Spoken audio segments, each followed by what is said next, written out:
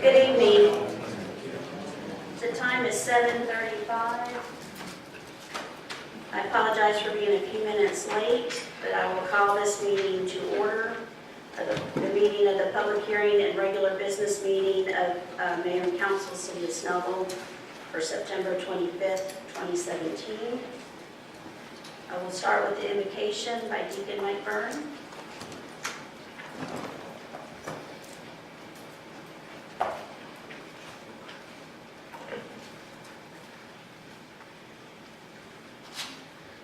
Let us pray.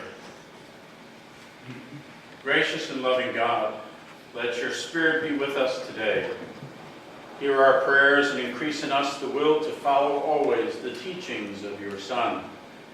Help us to draw on the resources of our faiths as we use the opportunities of our democracy to shape our society to be more respectful of the life, dignity, and rights of all people, especially the poor and the most vulnerable of our society. Heal us, Lord, of our divisions. Heal us from those things which blind us to your truths. Protect and guide those who serve this great city of Snellville in whatever capacity they serve. Bless also the citizens of this great city, so that we may be a shining example to you of how neighbors love and respect one another, regardless of class, race, religion, or ethnicity.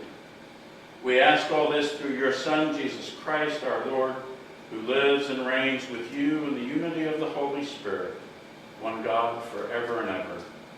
Amen. Thank you.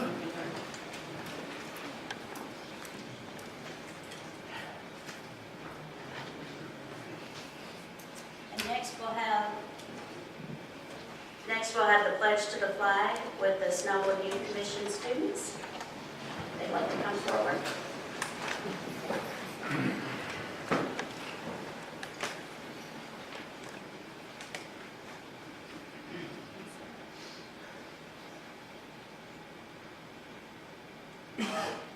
Allegiance to the flag of the United States of America and to the republic for which it stands, one nation, under God, indivisible, with liberty and justice for all.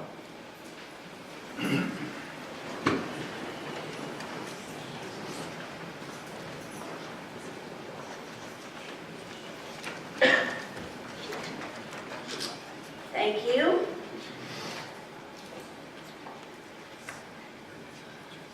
And next, is there a motion to amend the agenda?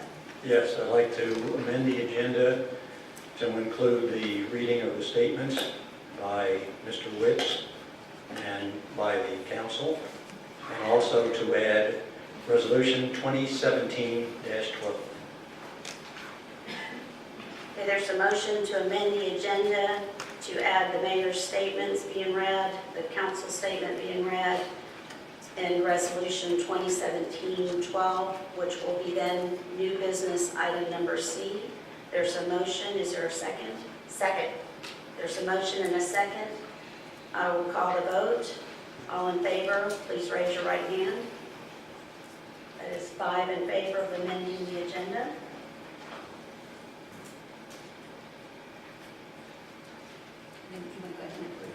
And then motion to approve the agenda as modified and as read by the mayor. Okay. There's a motion to approve the agenda. Is there a second? Second. There's a motion and a second to approve the agenda as presented with the amended agenda we just voted on. All those in favor, please raise your right hand. That's 5 in favor, none opposed. Now we'll go on to ceremonial matters. No, I'm sorry, skipping right over. Recognize City Attorney Powell. Mayor Pro Tem Bender, I have a solemn report to advise this council about tonight. This past week, really a couple of weeks ago, we found out about the results of the grand jury activities and the indictment that was issued against Tom Witts. And in that, we immediately briefed this council on what we thought the applicable law was in this area. And it is OCGA 4556. and it perfectly anticipates the sequence of events that have occurred in this city over the last few weeks. It defines a public official as a member of a municipal governing authority, and it provides the governor with a process through which the governor would appoint an independent committee to review. It would be the Attorney General in this case, along with two public officials that would be the two mayors of other cities within the city. There is a sort of a waiting period of 14 days in which the governor is authorized under Section C of that provision to wait. And in that waiting period, there's a provision, E, which gives the accused party this option. It says, no commission shall be appointed for a period of 14 days from the day the governor receives the indictment. This period may be extended by the governor. During this time period, the indicted public official may, in writing, authorize the governor to suspend him from office. Any such voluntary suspension shall be subject to the same conditions of review, reinstatement, and declaration of vacancy as are provided in this code section for voluntary suspensions. The term suspension in this case doesn't have definition, but I believe it to be a full removal of authority from acting on city business. In response to that, we advised both council and Mayor Witts of the application of this code section, and in response to that, the mayor has delivered to us today an open letter. It is directed to Mayor Pro Tem Bender, my colleagues of the Snellville City Council, and the citizens of Snellville. And it says, friends, I am sorry I am unable to be with you tonight, but I will look forward to being with you again as soon as I can deal with the charges that have been asserted against me. The absolute joy that serving as your mayor has brought to me cannot be described. My greatest contribution to our city may have been simply getting elected as the city's mayor in 2015. Those of you who are regular attendees of city council meetings and who are here tonight have noticed and remarked on the uplifting atmosphere of our meetings, which have become a hallmark since 2015. This change is a radical difference that began the day I took office with the new council, and something we are all proud of. I am also proud of the many accomplishments already completed during my service to the city of Snellville. I could name dozens of accomplishments this mayor and council, but none is more important to the future of our city than the new town center. Our staff is working every day to push forward the efforts to give this city, for the first time, a place to be the center of its identity. Nothing grieves me more about my current circumstance than having to surrender my role overseeing the planning and development of town center. My decision to accept a suspension of my office voluntarily is designed to get my issues out of the way so the other leaders can pick up our banner without the distraction of my defense. In consultation with my legal defense team, I have been advised that I should focus on my full attention on answering the charges against me. Because of this advice, I have decided to notify the governor that I am voluntarily surrendering my authority as mayor of the city of Snellville under the guidelines of OCGA section 4556 until such time as this matter is resolved. I believe in the American system of justice. It is the great system that I went to the battlefields of Vietnam to defend when I was a young man. And over my lifetime, I have never lost my faith that it works. Under that system, where I am presumed innocent, I will soon have the opportunity to assert my plea that I am not guilty of the charges filed against me.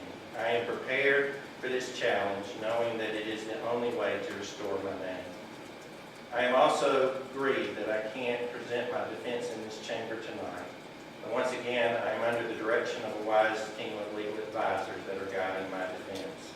They have instructed me that this is not the time or place for that battle. In my absence, there are no other people that I could trust more with the best interest of this city than Mayor Pro Tem Barbara Bender and the members of your city council. My prayer is that all those that love Snellville will continue to follow and support their great leadership, take up the causes that are not yet finished, and complete the rebuilding of our great city. It is my pledge to the City Council, the city staff, the citizens of Snellville, and to the Governor that I will fully and completely suspend any activity as an elected official under the direction of OCGA Section 45-5-6, so that my circumstances are not impeding in any way the progress of the city. I humbly ask you for your prayers for my wife, Carol, my defense team, and me. Sincerely, Tom Wicks.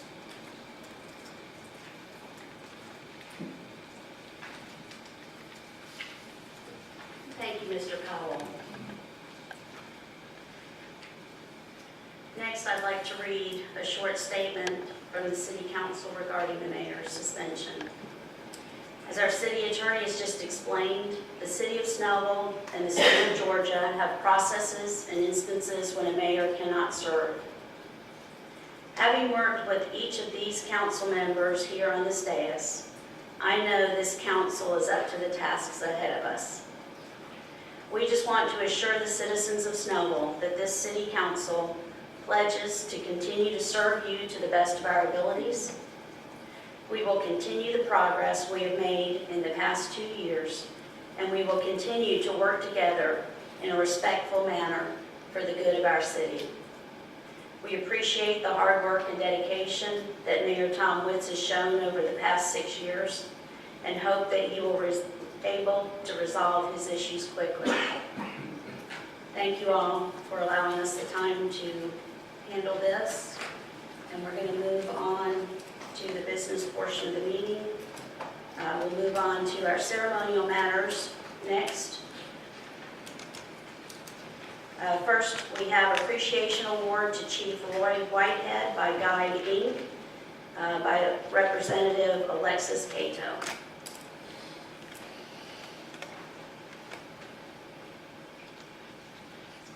As the chief hobbles up to the microphone. You should see the other guy. Well, good afternoon, everyone, or evening now. I'm here on behalf of Jessica Andrews-Wilson, our director, and we're presenting Chief Whitehead and the Snellville Police Department an award, the Community Recognition Award tonight. I work at God Inc. We are a nonprofit here in Gwinnett. We work with positive youth development and the prevention aspect of checking IDs and making sure that no one over the age of 21 is buying alcohol for our underage minors. And we wanted to recognize Chief Whitehead tonight for making sure that we put these compliance checks into public notice. And I just want to take a moment to read what this award says, and it says, Community Recognition Award presented to Chief Whitehead, Snellville Police Department 2016 and 2017. Thank you. Your commitment to preventing and reducing underage access of alcohol creates a safer and healthier community.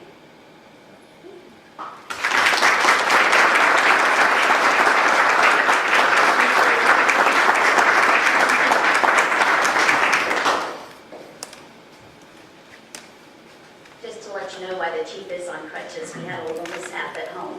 Thank goodness not on duty.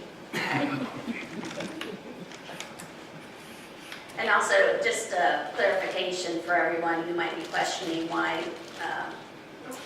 Tony Powell's sitting in the audience and Chuck Ross is up here to my right. It's because Tony has made a point to come home from his family vacation to be here with us tonight.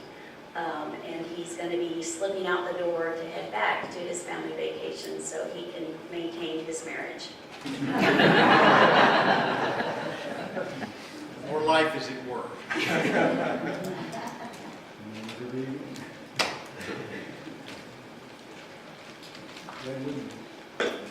Okay, next up we have a proclamation 2017-31, and I really messed this up in the work session, so let's see if I can say this. Proclamation 2017-31, Red Ribbon Week. Got it.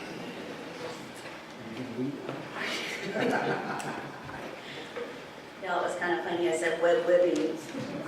Sounded like Bugs Bunny. The Etowah Valley Young Marines could not be present to accept the proclamation tonight, but we do have this proclamation that we're signing and then offering to them as well.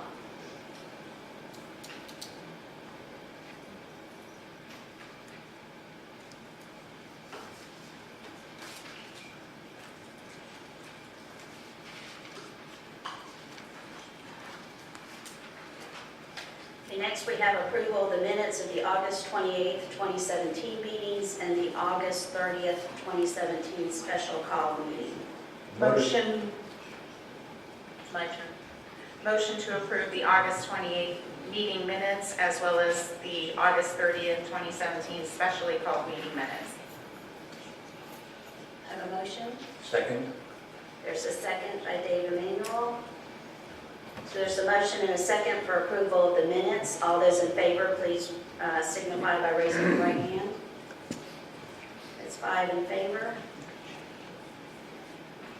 None opposed. We have no invited guests. So we'll move on to committee and department reports. First is Board of Appeals, Marcy Ferris. Good evening, Mayor and Council. Mayor Pro Tem. We had no meeting this month. We had a nice little vacation. We'll be back to work next month. Very good, thank you. Short and sweet, we like that. Arts Commission update by Chris Johnson.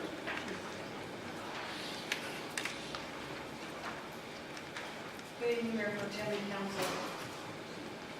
Ghost tours are fast approaching, and Commissioner Toombs is working hard to make this the best one yet for Snellville.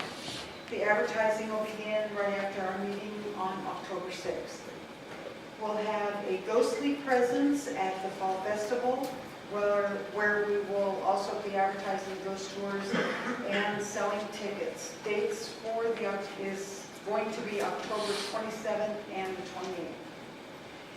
Commissioner King will be hosting a youth art show and auction of her students' work in the City Hall Gallery in December, complete with refreshments. The exact date will be announced once it's secured. These boys and girls are quite talented, and if you happen to have made her last show a couple of months ago in her small studio on Scenic Highway, you'll know how talented these children are, and you'll want to attend this. It's very, very, very good show. And finally, as mentioned in our last report, the wall is coming down, and we think we've come up with a design that the city will appreciate. We're asking our council liaison to present our plan to council for final approval once we finalize our timeline for completion. Our goal is to begin shortly after the closure of Highway 78 and have our grand unveiling just before or immediately after the reopening. And that's it. Any questions? Any questions? Okay, Thanks. thank you. Next up, we have Snellville Tourism and Trade, Kelly McElwain. Good evening, Mayor Pro Tem and Council. We are tag teaming tonight. This is our Vice President, Gretchen Schultz, and she'll be reporting on the Farmers Market and Community Garden. Our last meeting was held on September 18th. We've had a very busy year. We just finished up with our Taste of Snellville, which is very well attended. I want to thank everybody who participated and came out to the event. Last Saturday night, Benny and the Jets gave a stellar performance on the town green, and it was, I think, the best concert of the year. So thank you to everybody who supported and came out to that event. Coming up, we have our last Food Truck Friday, scheduled for October the 6th. Please spread the word, as this is the last one. And they're very well attended. We had 4 prior to this, and again, it is our last one. So join us from 4 to 8 on the town green. Our 8th annual Fall Festival is right around the corner and will be held on October 21st from noon to 6. The Snellville Senior Center will be having their craft show in conjunction with our Fall Festival from noon until 5. We have the Mountaintop German Polka Band coming out to kick off the event, some fun from the Carolinas. We have our costume contest and our four-legged furry friends costume contest, so that's always lots of fun for the fall festival. And we invite everybody for a fun night of trunk or treat from 4 to 6. That will be taking place in the front parking lot of the First Baptist Church. And on the green, we'll have the Banks and Chain concert. So fun-filled day for the fall festival. I'm going to turn it over to Gretchen, and then I'll have any statement. Well, as most of you know, this is the last Saturday for the Snellville Farmers Market for the 8th season. And it's a bittersweet time for those of us that work at the market. We're all exhausted, to be very honest. We can't wait for a Saturday to sleep in. Those 5 o'clock alarms come early. But we have felt like we've had the best season that we've ever had. And we in terms of vendor attendance and customer attendance. So we've been thrilled about our 8th season of the market. One thing I do want to mention that will be happening this Saturday that is a special thing is that the community garden at Snellville will be having a booth at the market, and our greenhouse team has been growing cool season vegetables in the greenhouse, and they will have plants for sale at the market on Saturday. So if you're looking for some cool season veggies like collards, or I'm not sure exactly what they'll be bringing, but it will be items like collards, perhaps broccoli, those kinds of things. So it'd be a great time to come and get some things to plant in your own backyard.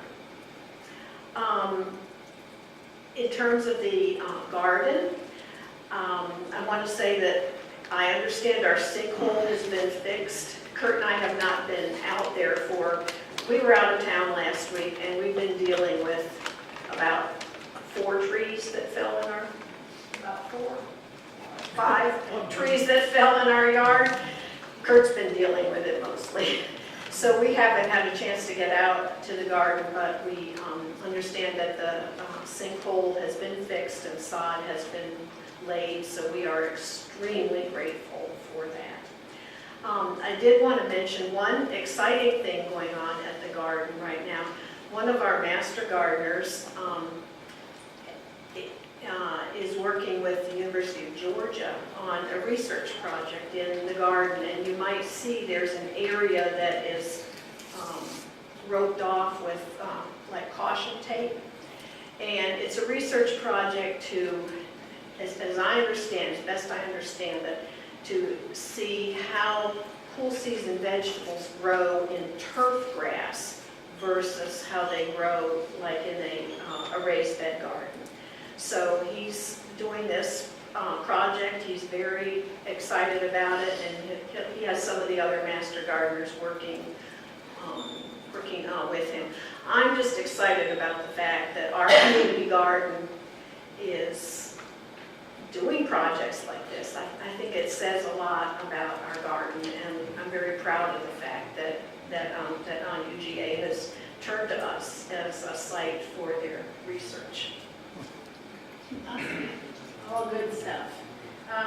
And I just want to conclude to say, I would like to thank each and every elected official, our Team Snellville volunteers, the Snellville Police Department, and our Public Works Department for helping to make each and every event successful in this city.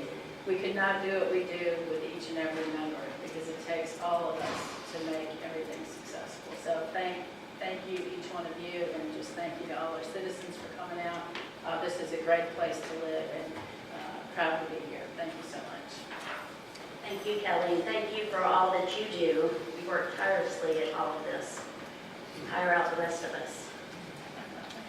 Next, we'll have Representative Brian Cleek from the Snellville Youth Commission to let us know what's going on there.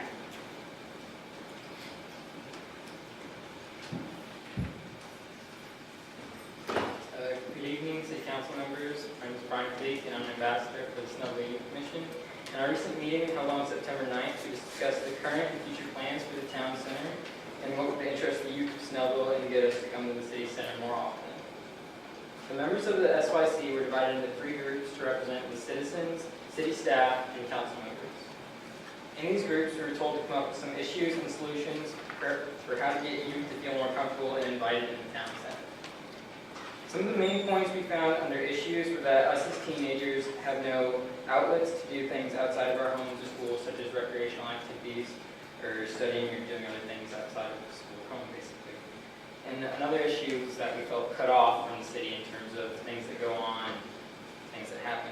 So under our solutions, we came up with these possible ideas: an athletic center, an arts center, jobs accessible to teenagers, some place to hang out, and we were working on details for what specific places we want. And I know it's a lot to ask for, we can't ask for specific things. Or we come from an area for studying and having projects that we end. So basically things in the town center that students from South Gwinnett or other schools can get to that's easily accessible for us. So these are the solutions that geared toward youth, getting youth into the city and into Snellville in a healthy and positive way to make us productive members of our community and our city. In addition to these solutions, we would like to reduce the issues of communication between the city and the youth by incorporating a board of SYC delegates to find ways of getting information about upcoming events and dates for the city of Snellville out to teenagers and students in surrounding schools. I'd like to thank you for this opportunity and to report to you on behalf of the Snellville Youth Commission. Are there any questions for me or that you would like me to relay to the rest of the commission? Any questions or comments? Brian, when's our next meeting? October 7th. Excellent. Apparently that was a test you were ready for. Well, it was originally the 14th, but then they changed it to the 7th, so I wasn't sure which date it was. Way to go, Sneaky. Obviously, thank you very much for your update. We're all very excited about everything that the Youth Commission has been doing. Next, we have Departmental Severe Weather Response Report. Just asked with the storms that we've had with Irma coming through, the city did have quite a bit of damage and issues with that, and just wanted to run through a report from the Police Department and Public Works about exactly what we did have to deal with and how well our departments handled it. Who started? Mayor Pro Tem, I guess I'll start this, and I just want to publicly thank the staff and everybody who just put their shoulder to the wheel and responded to Tropical Storm Irma when she came through on September the 11th. Especially Public Works, the police, communications staff at PD. I just want to give everybody a few numbers of what the Public Works Department was facing. We have 8 folks in Public Works, 8 maintenance employees, and they all were there and ready and worked around the clock. An additional 91 hours in cleaning up storm debris, 38 locations with downed trees or large limbs that had to be handled. You can see some of the written report here, and you're going to see some pictures in a minute also. The Snellville Recycling Center, where we take debris, we increased the number of free loads to 2 per day to assist with the large demand.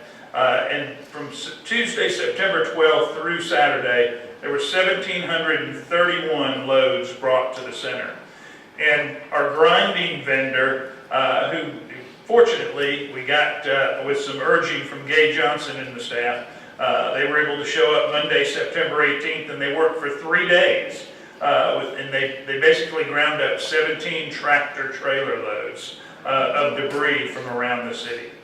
And just a note from Public Works, where they say that the overall show of a community coming together has been evident by the assistance of citizens helping each other while they were waiting in line at the recycling center. People didn't get mad, people were patient, they worked with us, they worked with each other, and we certainly appreciate that. And maybe we can go through a few of the pictures here. They were not small trees, they were large trees across the roads. Let me give you an idea of where the major problems were. Springdale Drive, Elizabeth Lane, Pine Road, Alamo Place, throughout Harbor Oaks. Helms, Anchors, Harbor Oaks, Clipper Straits, Eastwood Drive got hit hard back just to the north of us. And these were Crestview and a lot of streets off of Crestview, Brooks Drive, out in Summit Chase. You can see that our guys were there. We were there quickly. We had to wait. We worked well with Walton EMC. The EMC had to kill the power where the lines were down before we could get there. And some of those areas that we finally got to in the end were the next day or the day after that. But I think our guys did a great job, and I certainly appreciate that. I think Roy is going to talk just for a second about all the calls that PD got during Irma.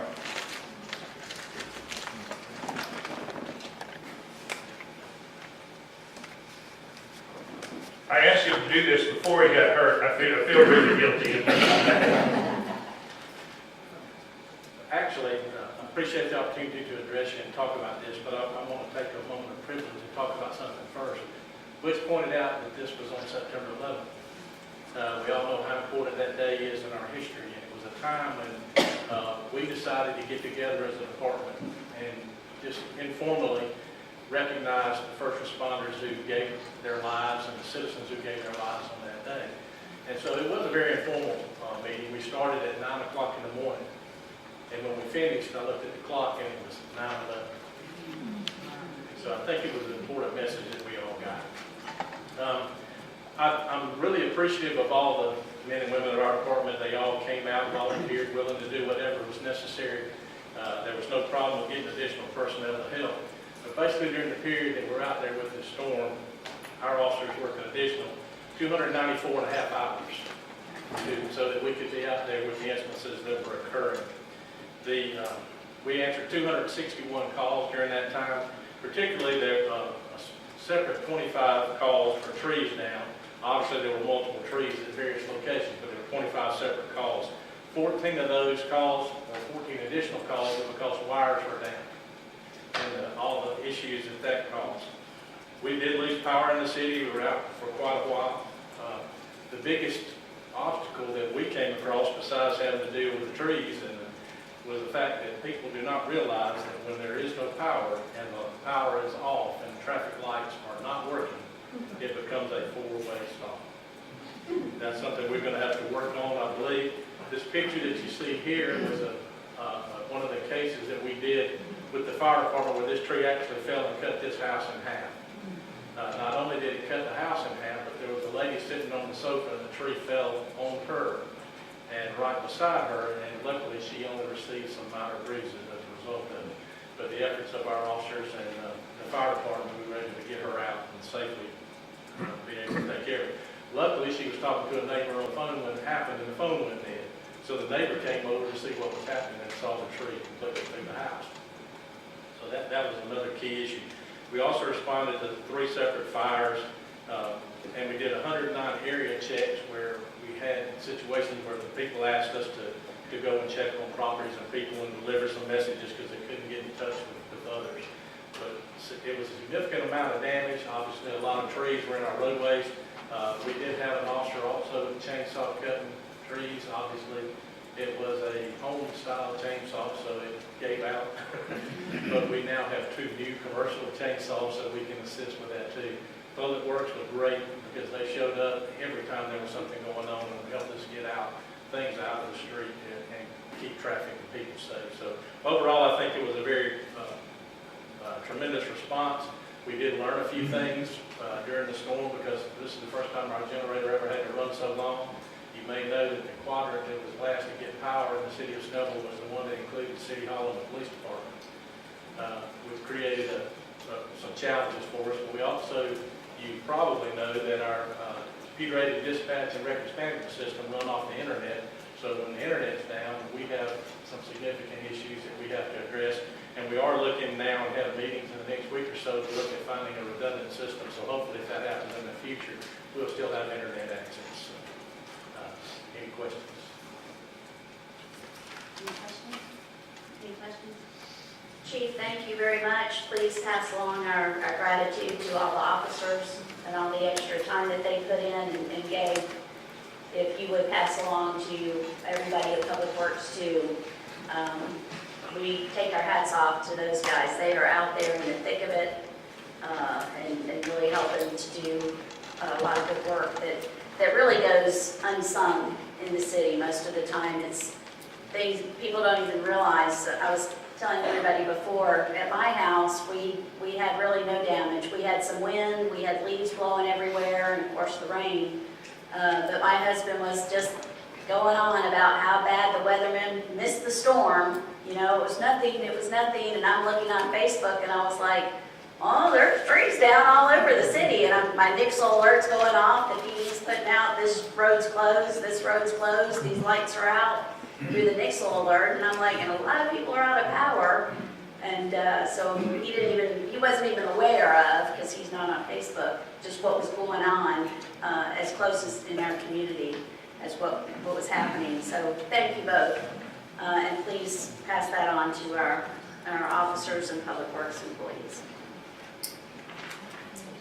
Okay, now we'll move into our public hearing section. We have second reading RZ 1708, consideration and recommendation on application by PH 1330 LLC and Pinehurst LLC, requesting the change in conditions of the zoning approved 3/26/2007 by Mayor and Council for an 11.61 acre tract zoned RS 150 district for the development of a 29-lot single-family detached residential subdivision located at the intersection of Pinehurst Road and Sycamore Drive, Snellville, Georgia. Tax parcels 5071, 006, 021, and 255.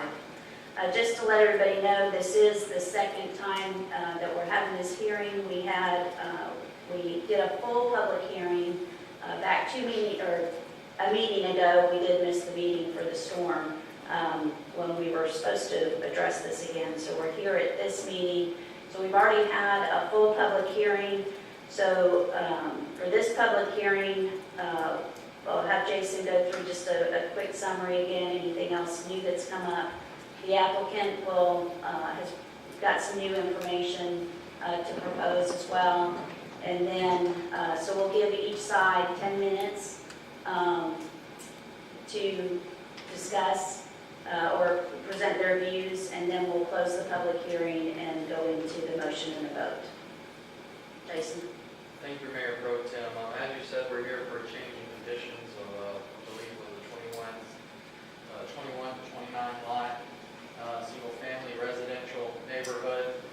Now, we left with a couple questions last time that the council would like a little more time to consider, and those revolved around what I believe was the buildability of the 3 lots that are located here on Sycamore. The applicant has submitted the housing location plan on how those would sit on those lots. And then there were some concerns mainly about where the curb cut was going to be on Pinehurst and any kind of site distance issues. I'm happy to report that the applicant has brought their engineer as well as a sightline study that they're going to present here to you tonight. And just if you have any additional questions that have come up between now and our last meeting, I'll be happy to answer.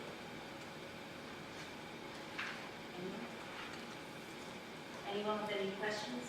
Jason, let me go ahead, and maybe Shane, you'll address this as you come up. I'm thinking we did go from the 3 to the 2 lots, correct? And you'll be addressing that? Okay. Thank you, Jason. If the applicant would like to come forward. Mayor Pro Tem, members of the council, good evening. Shane Lanham, 1550 North Brown Road, Suite 125 in Lawrenceville, here on behalf of the applicant. As Mr. Thompson indicated, we are requesting the change in conditions for variances on this site. The property is currently zoned to provide for 21 single-family detached homes on the subdivision. So our new proposal, which reduces one of those lots on Sycamore, and I'll put our revised site plan up for you.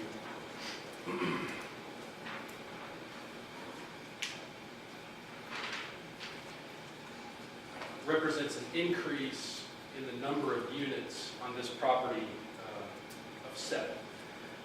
So that is rough numbers, the property is currently zoned for 2.1 units per acre. Our proposal would provide 2.47 units per acre.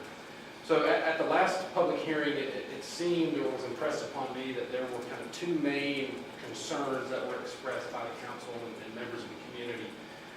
I think one category was the character of Sycamore Drive and the lots that are on Sycamore Drive.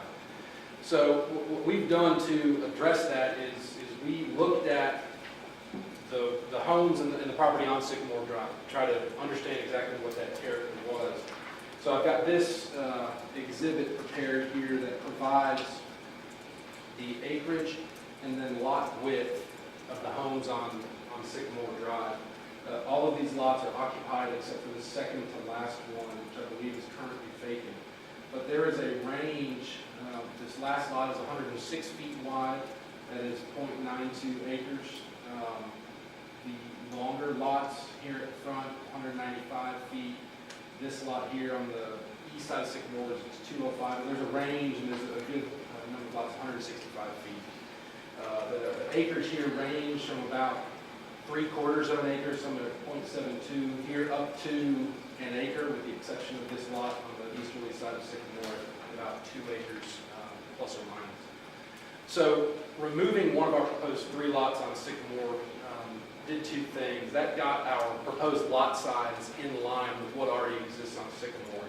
So the way that our revised plan is drawn, we have 2 lots, one at 0.75 acres, one at 0.91 acres. So that size is in line with what exists there. What we've also done is widened those lots and brought the lot width in line with what exists on Sycamore already. So we had 430 feet of road frontage to divide for those 2 lots. So an average of 215, but we provided one lot that's approximately 260 feet wide, and the second is 170 feet wide. Also wanted to address the size of homes on Sycamore. So the proposed development, the main subdivision, lots 1 through 26, has a condition recommended by staff and adopted by the Planning Commission for a minimum floor area of 1,800 square feet. We're happy to volunteer to increase that for Sycamore Drive. Would submit to you 2,100 square feet as a minimum for Sycamore Drive lots, separate and apart from the minimum established, or that is currently recommended by the Planning Commission for lots 1 through 26. The second main concern, I believe, had to deal with the proposed new subdivision entrance on Pinehurst Road. The original plan zoned, I believe it was years ago, if not 10 years ago, had an entrance to this subdivision off of Sycamore Drive. So all of the proposed units would access the subdivision through Sycamore Drive. So we feel that part of what we've tried to do in our initial design is preserve that existing character of Sycamore, and would submit to you that changing Sycamore from an intimate gravel drive, limited service roadway that just serves these number of lots, these handful of lots on Sycamore, it would change the character of Sycamore Drive by providing access to the entire subdivision. There are some concerns from our perspective, just from an operational standpoint, where it makes sense to have that access on Pinehurst Drive. It's more direct access to the roadway. That's something that's in demand by home buyers. And it also turns out, I think this is probably the most important consideration, it actually is a safer location. Based on the data collected by our engineer, which we're going to share with you tonight, it is the safer driveway entrance location than Sycamore is. And so what we've done is, I'll invite our engineer up to the podium and yield some of my time to address specifically the elevation changes of Pinehurst Road, and then also how the entrance as proposed here provides greater sight lines and is safer for folks turning into and exiting the proposed development. Good evening. My name is Clark Obar, 11605 Hansbridge Road, Suite 475, Alpharetta, Georgia. What I'm going to present to you is a site distance study, and I've got hard copies. If you would rather have a hard copy, I can give you a hard copy looking at it. What we've got here is our proposed drive located here along Pinehurst Road. It is laid out, spaced from Sycamore Road, based upon the city's design criteria. The site distance, which is highlighted in yellow, is 390 feet per the city's design guidelines. And if you look at the top portion here, this would be a vertical profile of Pinehurst Road and shows that the green area is the area that is clear site distance, there's no obstructions vertically. I also want to share with you, we did a study of Sycamore Road, and if you look at the same vertical profile, looking back to the left, we have clear site distance. Looking to the right, there's a change in the vertical profile of Pinehurst Road that limits the visibility to the right. And if you can see here on the plan view, you only get about 80 feet of horizontal and vertical site distance as opposed to the 390 feet required by the city design guidelines. And that's due to that curve from the westbound side, right? Is that due to that? It's the due to elevation of the the curve? elevation change of Pinehurst Road. Are there any other questions? If you go back to the previous one, the sight line, the area in green, is it, right on that one, is it that long after trees are taken down, or is if you came out at this spot right now, you'd have that much visibility? No, there would need to be some clearing to accomplish that, which is all part of the development. There will be some clearing and some grading of the site to accomplish that, so that will take place. Now, in a similar fashion, for Sycamore, that is not the case. It's a site distance issue. Clearing is not going to solve that issue. Okay, but you're actually obtaining all of this sightline distance, not just because of the road, because where it looked like to me, you're coming in on a curve, the curve's going this way, and this is where you're coming in. So the curve's kind of wrapping around you. Correct, yes. But like I said, we do have the opportunity during the development process to remedy that consideration. We can clear that area and regrade it to address any issues we might have vertically. But from a horizontal and vertical perspective of Pinehurst Road, there's not an issue there. Does anyone else have questions? Yeah, just a couple more. So you're basically going to improve your line, is what you're going to do. But that happens all the time. Right. That's what design is Exactly. for. A couple of things. There is a decel approaching from Yes. the east, I guess, approaching from that way, or heading east. The other thing, and maybe it's an abundance of caution. I don't know. I've seen situations where it's kind of on the cusp of maybe it's, completely safe and then it's not. I've seen where the DOT would consider putting some, car at an intersection type warnings prior to left and right. And I guess I just would ask if there's an opportunity to explore things like that signage that would give an indication that there's a car approaching, or there's a car, that kind of, you've seen that, I don't know what the correct and word that's is. certainly something we could address during design on, through your transportation department. Okay. But Yeah, I think anything we can do, because that road, I travel that road a lot, I live on that road, so I get it.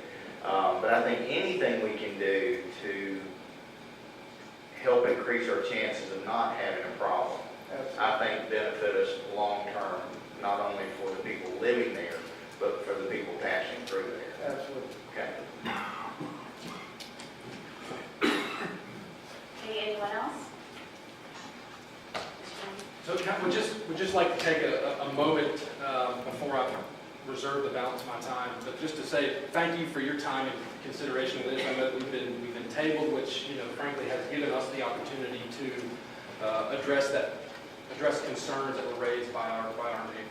And we understand that, and we understand the importance of working through this process and having that dialogue. So we'd just like to say that we appreciate that. We're committed to this site, and we want to do the work that needs to be done to make this the best development it can be. So I'd be happy to answer any questions at this time, but would like to reserve the balance of my time before we vote.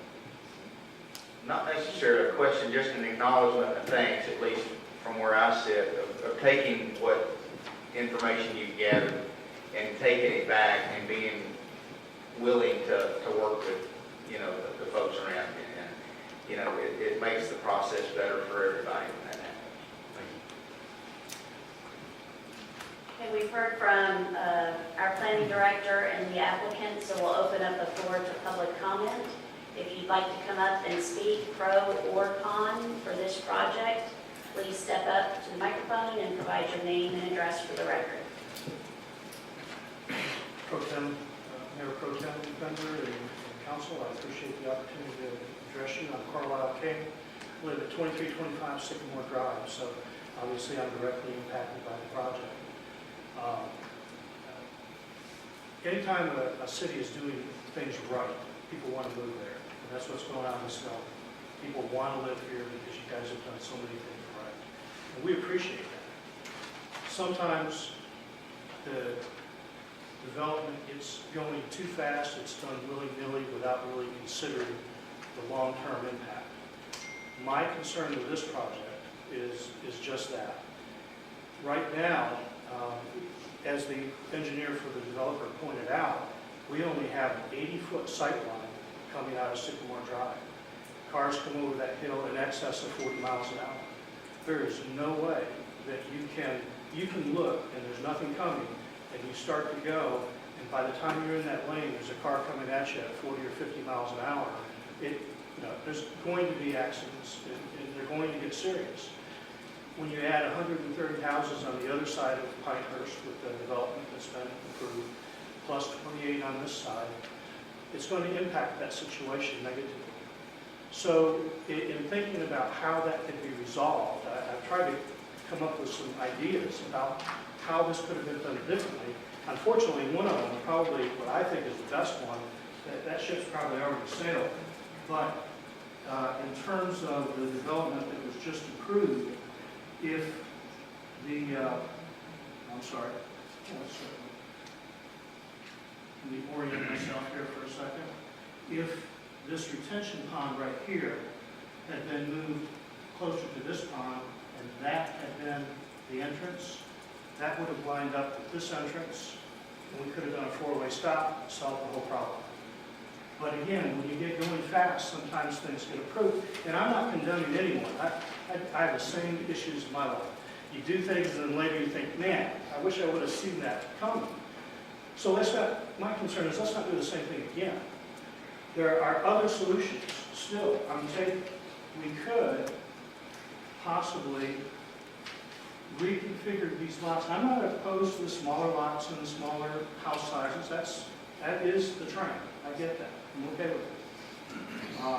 And the increased density, that is also, it's what makes economic sense these days. And I get that too. I'm not opposed to that. Developers need to make money. I was one for a number of years. I get how that goes. If this was reconfigured so that that entrance came out, right here's the stream. If this was reconfigured so that that came out closer to over here, that's almost lining up with where this one's coming out, because again, right here is the stream. If you can't get it to line up to do a four-way, you could at least get it lining up close enough to do a traffic circle. Either one of those, a four-way or a traffic circle, is going to stop that 40-mile-an-hour traffic from coming over that hill. Another solution would be, if you leave this entrance the way it is, there's a problem, because even if you were to do a three-way stop coming out of the 130 home development, that would slow the traffic down, but then you're still going to have a problem getting out of here because of these cars trying to get out at the same time. There's still going to be a conflict, and you still have traffic coming this way as well. If you can only slow it down by doing a three-way over here, by flowing this out onto Sycamore, at least it's only 2 locations instead of 3. It's going to be safer. I don't really like the idea of all that traffic coming onto Sycamore. We do like Sycamore being a gravel road, and obviously that would need to be improved to a paved road in order for that to happen, at least that section of it. But I'm concerned about the long-term viability of this whole setup. People are going to get injured in accidents and maybe worse. So I just feel like before we do another thing that doesn't make sense when we have an opportunity to improve it. Maybe we should address that issue. I know a number of my neighbors are here because they have the same concern I do. It's very difficult to get out on the city.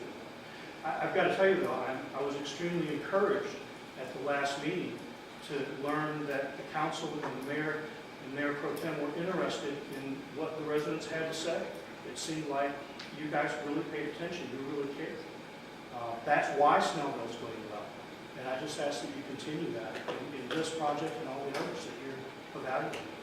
So thank you very much for your time. Thank you, Mr. King. Is there anyone else that would like to come up? Please state your name and address for the record. My name is Max Estes. And my wife Shelley Estes, she owns the property. We live on 2322 Sycamore Drive, which is the property that's touching the development property. And I just want to echo the concern, which this validates our concern. This study just proved exactly what we wanted to say. You have 80 feet and pulling out of our road with a gravel road and it's loose gravel and you got to get accelerated. And people literally come up that hill 50 miles an hour or more as they go down and they get going and they come up over the hill and you can't even see them.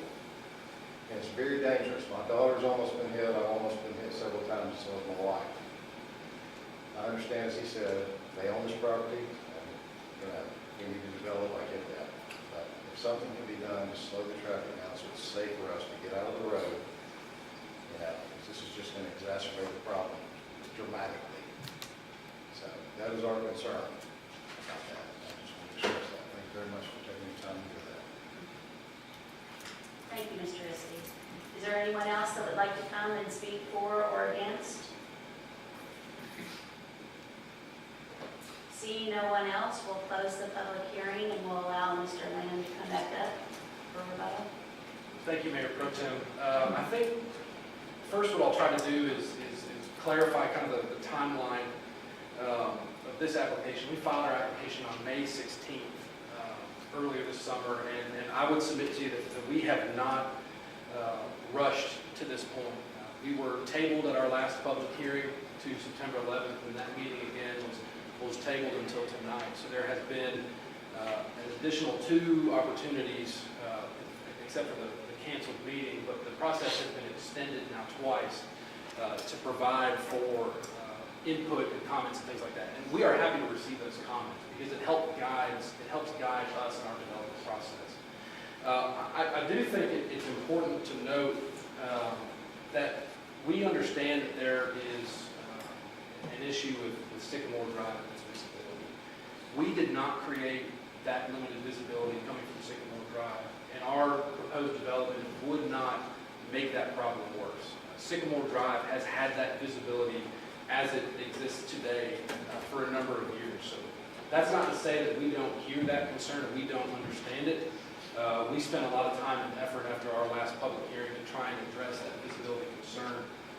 I think it's clear, based on the information provided by our engineer, that the Pinehurst entrance is the safer entrance for a development of this size. And so I think it's also important to take a step back and remind that, to try and frame the issue. So I do think it's important, as you all discuss and deliberate this matter, to mention that the property is currently zoned for 21 single-family homes. So our density is going from 2.1 units an acre to 2.7 units per acre. That is not a significant increase. We also had our engineer run preliminary vehicle count, trip generation study for this property. And what that results in the additional 7 lots, that provides I'll grab my figures here. In the AM peak hour, that results in an extra 3.9 vehicle trips, and in the PM peak hour, that is 2.6 vehicle trips. So I would submit to you that our proposed development would not have a substantial negative impact on traffic on Pinehurst Road. I would submit to you that the proposed entrance at the location that we provided it, in conjunction with staff's and planning commission's recommended conditions relative to landscaping that road frontage, would dramatically increase the visibility for vehicles turning out onto the property. Would also have, I think, a secondary benefit of once we get in there and grade and do the landscaping on the Pinehurst Road frontage for our proposed entrance location. I think that would have a secondary effect of improving folks on Sycamore Drive, even that. So sincerely appreciate your time and consideration of this. Again, I'd be happy to answer any questions, but would like to respectfully request your approval of this. There are a couple of items that we would like to ask for some clarification to Planning Commission's recommended conditions, mostly to reflect the revised site plan. Condition number 1 speaks to a specific site plan, so would present to you, we have a new site plan, and we'll be happy to modify condition number 1 to reference the site plan presented tonight. There are also some conditions that, just minor housekeeping, to clarify that we have gone down to 28 lots instead of, for example, condition 17 references lots 27 through 29. That would just be lots 27 to 28. But also, once we change the character of those lots on Sycamore, those have gone to, I think, more of an executive housing, custom home type of lot. So those would likely be sold off to an independent builder to construct those 2 lots separate from, and they would likely be platted separately from the proposed lots 1 through 26 in the subdivision. So accordingly, we think it makes sense to separate those in the context of homeowners associations. So condition number 13 speaks to a mandatory HOA for the development. We think that makes sense and are absolutely agreeable to that for lots 1 through 26, but would like to exclude the Sycamore lots and have those lots go through the exemption plat process, which does not require that HOA condition. So with those modifications to the Planning Commission recommended conditions, again, I'd be happy to answer questions, but that concludes my presentation.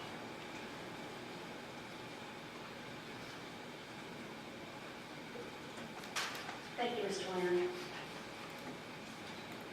Sure. Shane, again, in my conversation earlier, safety is a concern.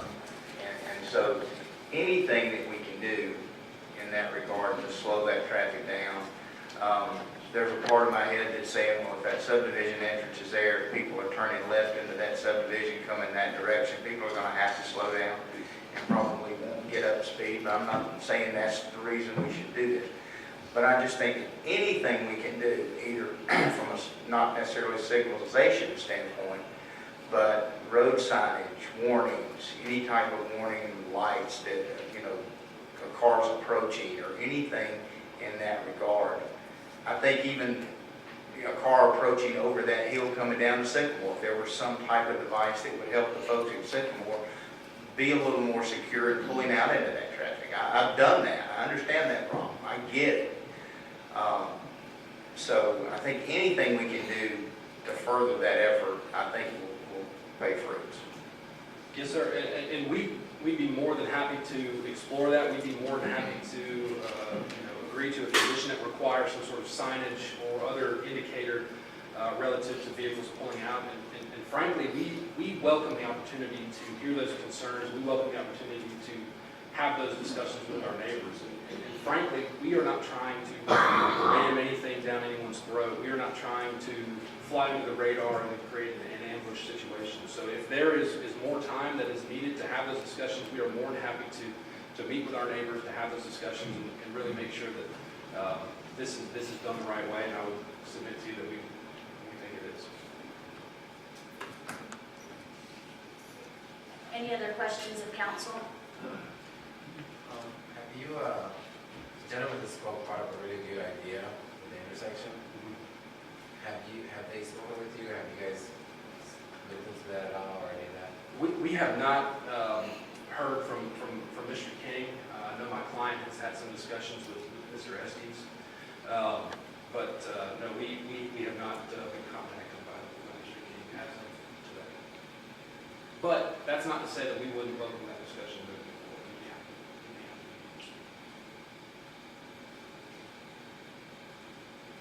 Okay, anyone else? more questions? Mr. Lanham, thank you. I'll entertain a motion.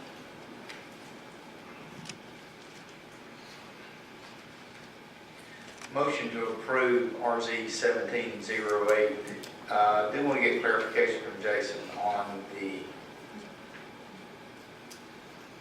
changes to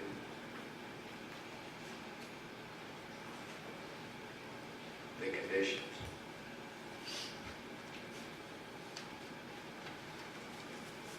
As I heard them, I don't think I have, I mean, they're all consistent with what, I mean, it makes sense. I mean, the character condition of Sycamore, that it's not HOA now, there's no reason to have two houses Yeah, I agree with that.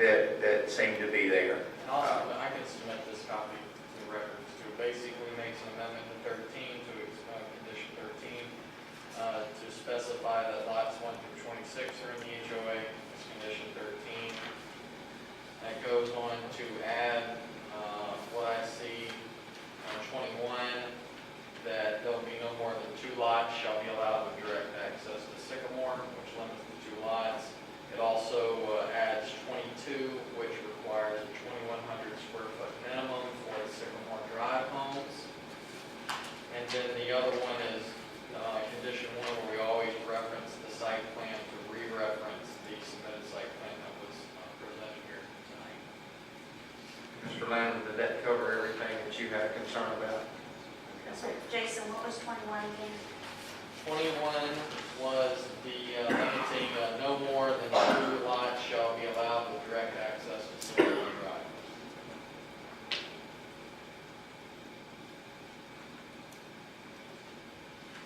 And just one other small thing as well. In number 17, it references lots 27 through 29, so you need to change that to 28. Correct.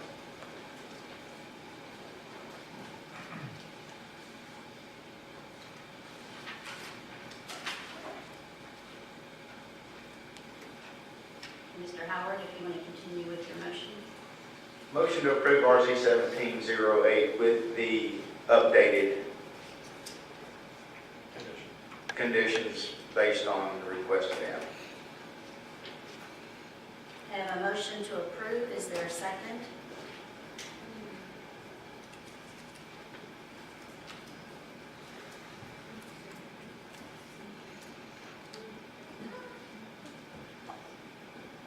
No second to the motion? If there's no second, then that motion fails. Take a new motion.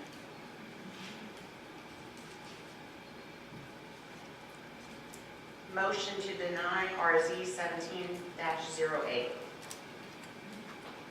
I have a motion to deny RZ 17-08. Is there a second? Second. I have a motion and a second.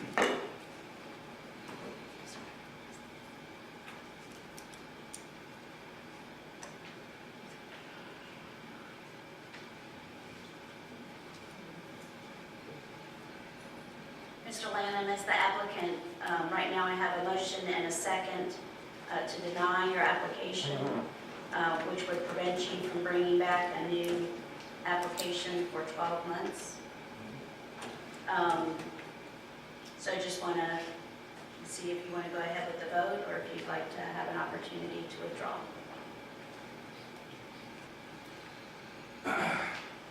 So I think with a motion duly seconded, I think, not trying to predict the future, but we would respectfully request the opportunity to withdraw the application without prejudice prior to said motion. Thank you. And we have a motion and a second to deny. We have a request for withdrawal without prejudice. Councilwoman Linsky, you made the motion. Would you like to amend your motion or leave it? Can I just withdraw it? Yes. Withdraw.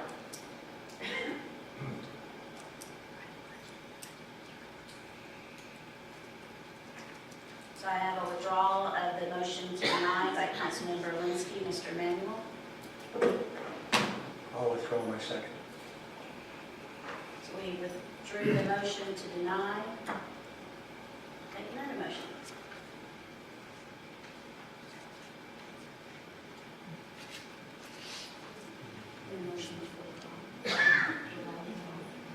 motion to approve the withdrawal of RZ 1708 Without prejudice. without prejudice. We have a motion to withdraw RZ 17-08, to allow the applicant to withdraw RZ 17-08 without prejudice. There's a motion. Is there a second? Second. There's a motion and a second. All those in favor of withdrawal of RZ 17-08 without prejudice, please raise your right hand. That is 5 in favor, no opposed. The motion to withdraw without prejudice is granted.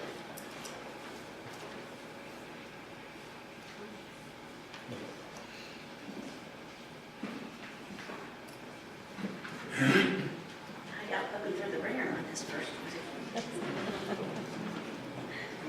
Okay, so we'll move on to our consent agenda. We have 2 items, A and B, on the consent agenda.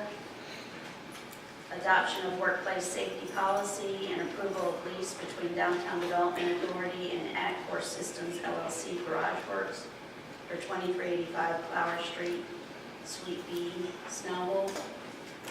Is there a motion to approve the consent agenda? Motion to approve the consent agenda. I have a motion. Is there a second? Second. There's a motion and a second to approve the consent agenda. All those in favor, please signify by raising your right hand.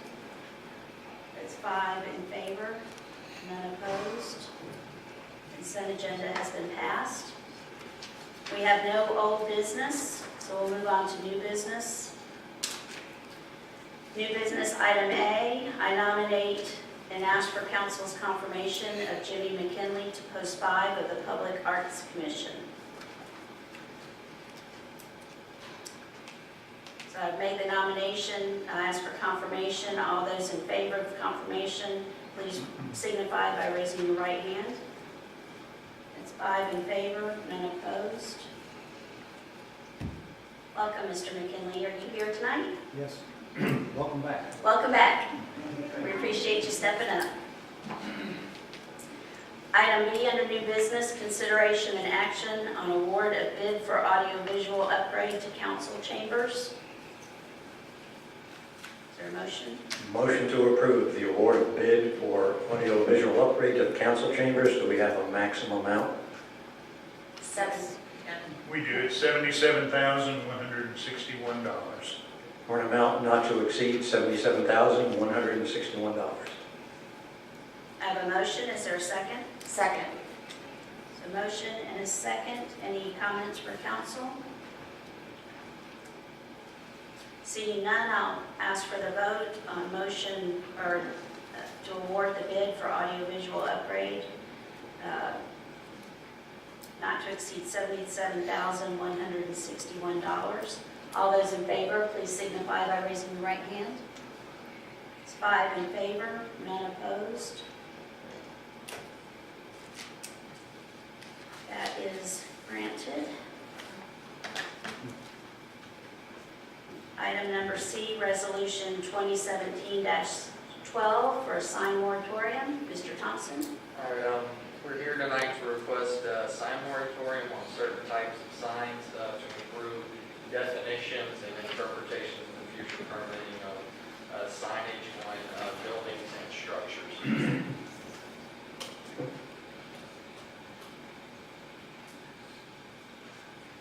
Okay, any questions of Mr. Thompson?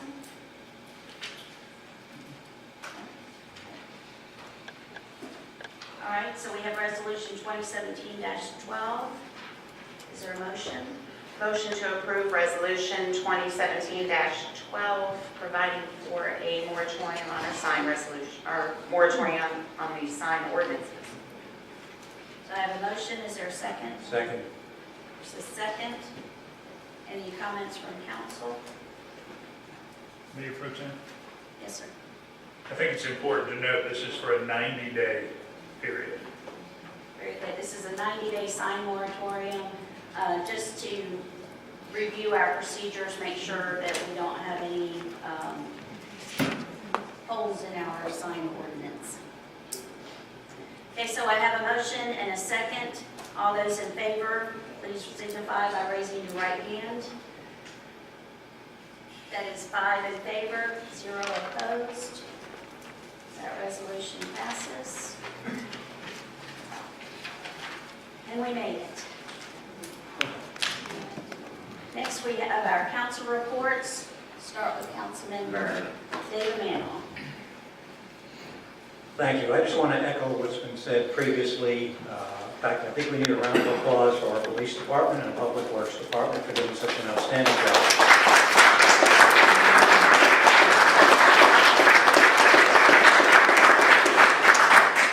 And congratulations, Mr. McKinley. Welcome back, and we look forward to great things on the Arts Commission.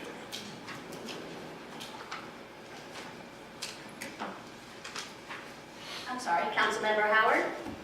How's everybody doing? Thanks for hanging with us. Appreciate y'all being here. Hello? Is this thing on? Okay, good. Well, you know, I got 3 more after this, so I'm down to 4. And I know that could be met with a whole bunch of applause, but that's okay. At least one anyway. Officer Tran. I'm really happy to see you. I didn't know that I would see you tonight, but you were going to be part of my council comments. But anyway, our police department is proud of 2 of our officers that have brought new babies into the world. Officer Tran has brought in a little boy, and Officer Jacob Calloway has brought in a little girl. Now, let me say congratulations, and I know you'll be tickled to death with that. And, raise us up a police officer there. So we'll need one in about 21 years or so. Another one. So anyway, thank you, Officer Tran, for everything you did. And again, obviously Public Works and PD, it just kind of goes without saying based on the last couple of weeks.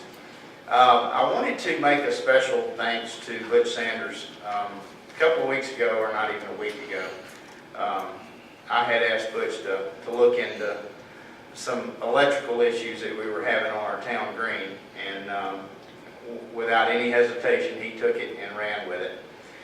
Our town green has become the gathering place for our city and our community, and it's becoming more evident the more people we put on that town green, and the more events that we have, and the more functions that we have, and the more community that we have. So it's important for that town green to always be operating at an optimal level. And I think that we've discovered recently that our electrical system maybe wasn't necessarily working optimally.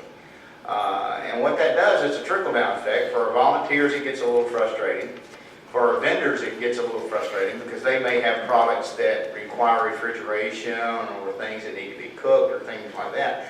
So the vendors sometimes would have a bad taste or a bad lead when they had an event or came to something here if we didn't give them adequate supply of electricity and a few other those things. So Butch, I just wanted to say thank you for taking that. It is a very important asset in our city, and we need to make sure that it's working optimally. And I appreciate your efforts, and for those that have brought it to my attention. Not a lot different from anybody spending money in Snellville, shop local. Might spend some money this weekend. That's good. I know Chuck does. I see him stalking me at Kroger from time to time. So. Sincerely, 4 meetings left. I never really thought, 6 years ago that I would be making that statement. I got 4 meetings left, and it never does fail to impress me when we have an event such as the storm that came on September 11th. The way that our city pulled up the bootstraps, got out, our citizens and our community helped one another. I'm not shocked at that. I'm proud about that. And I continue to be proud, and I continue to say thank you for the opportunity to sit in this chair. And it is a good city, and we will continue to be a good city, and we will continue to rise and do great things. And it's because of the people in our city. It's not because of this group that's sitting up here. We get a lot of credit for things sometimes. The truth is, it's the community, it's the people, the volunteers, it's the people that actually go do the stuff. And we do a lot of it ourselves. I don't shortcut that at all. We've all been out there at midnight shoveling sand. In one particular case, I missed a very important party because I had to shovel sand. So I want to kind of get that on the record. Have you done it in a dress? And I'm not sure I'm going to answer that. I may answer that on my last night here. All seriousness aside, no, in all seriousness, it's incredible to watch what this city is capable of, because we are capable of so much, and we're capable of so much more. And this too will shine out as time goes through. So again, thank each of you for what you do for this city. Thank each of you for caring about this city. And thank each of you for the opportunity to sit in this seat. Thank you, Councilmember Howard. Councilmember Morrow. So, going back in history now, last Friday, when I found out the news that many of you saw on the news as well. And I was, that Friday after I found out, I was basically answering calls the rest of the day. And I started thinking about what defines a city, or what is a city, more than just an abstract term of Snellville or city or Atlanta or whatever city. And I started thinking, well, Snellville, we have the police, which is very awesome. As you saw Chief talk about a second ago, what they were up to during the 9/11, the whole storm. Also, we have the different departments, the volunteers I started thinking about, that Bob was talking about a second ago. Started thinking about the employees here at City Hall and the stuff they do day to day that doesn't really, a lot of people don't notice, but it's behind the scenes stuff. Thought about Kelly and Stat and the things that she does for the city and things that really create culture or traditions for a city, which is all those events, because that's, when you look at Snellville, there's the city events. And then I thought, well, regardless of what the media is showing or whatever the bad news is out there, to remember the volunteers, remember the city, remember its functions, remember what the police is doing behind the scenes, what Parks and Rec is doing behind the scenes, like the report showed. Just the behind the scenes that everybody gets reported on, because of course it's not going to get clicks and all that stuff. But remember that when you see the negative stuff come out of the news. Thank you, Councilmember Marble. Councilwoman Linsky. I have no report. And on to the Mayor Pro Tem's report. I would just like to talk just a little bit about the event we had 2 weeks ago on the Green, the Taste of Snellville. Great event. We had a really good, steady, full crowd for the whole 4 hours that we were out there. Metro Jazz Club play, they always please everyone that hears them. Always a great band to have out on our green. And the Jazz Fusion, is that? Jimmy McKinley. Jimmy McKinley, our new arts commissioner, again. The Jazz Fusion Kings, you guys were awesome. I mean, great to listen to while everybody was going around sampling the foods from the restaurants around Snellville. Just a really great event. Thank you for all the volunteers who stuck out there and got the job done fairly well, quickly. But it was really a super event, and I was glad that I could finally help start to finish with one. And the concert, Benny and the Jets, just sitting and listening under the stars. Saturday night, it was just a beautiful night to be sitting outside and with all our great friends here in Snellville. What a terrific show. And people were up dancing and just hearing a whole couple of hours of Elton John tunes was just truly awesome. And to echo one of the council members' comments up here, this city truly is awesome. And what makes it awesome is the community. And I feel like we've come a long way in the past 7 or 8 years of building that community through our events, creating the town green, having that space for people to come out and gather, the farmers market that brings people together every Saturday morning all summer long. It really is a great community, and it's wonderful to see so many people get involved and engaged, and I thank all of you for that. I think what Councilmember Howard said and Councilmember Marmol said was spot on. It's the people that help define the city and that really create the environment, the friendly environment that we have. So kudos to all of you. So that ends the mayor's report. We'll open up the floor to public comment. You have 5 minutes to come up. Please be sure to state your name and address for the record. I'll be brief. Kathy Emanuel, 1313 Temple Johnson Road. I just want to remind everyone, tomorrow from 5:30 to 7:30 on the green we've been talking about is Snellville Public Safety Night, presented by the Snellville Police Department and the Alumni Association. It is going to be a huge evening. Oak Road will be filled with bomb squad vehicles and command center vehicles from Lawrenceville, Gwinnett County, and of course our own police department will have all their cars and all their equipment out there too. There'll be plenty of police officers. If you have questions, it's a wonderful opportunity to get to know your police force and ask questions. We will have, I think, about 45 vendors on the green with public safety, pet safety, children's safety. This year we even have 2 that will be able to give you information about cyber safety, your own personal cyberspace. So please come out tomorrow to the green. If there's no charge, and we'd love to see you out there and get some good information. Thank you. Thank you, Kathy. Anyone else?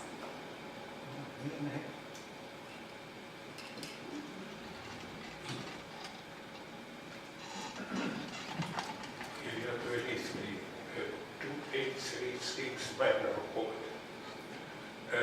There is concern about some landowners who treat their lots poorly, if at all, and with neighboring lots like dumpster area.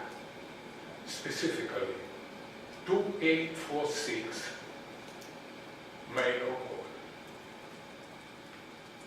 Manor Court? Yes. Backyard is fenced. Over the fence, there are many, I believe more than half of a dozen, big bags full of trash, rotting for months.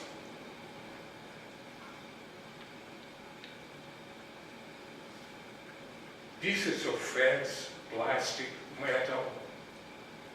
It's not natural stuff, you know. If it was natural stuff, I would probably not pay much attention to that. But that stuff would rot for years. Some of them wouldn't rot at all. And there are many more places like that. If code officer was cooperating, I would be happy to show you, but he wasn't. I tried to resolve the issue privately, not raising it up to that level, requested and received 3 appointments with Mr. Sanders, all 3 were ignored. So I have to report to you. I've given you just one example. I said there are much more, and I can show them. Well, thank you for bringing this. Thank you. Is there anyone else who would like to come up to speak?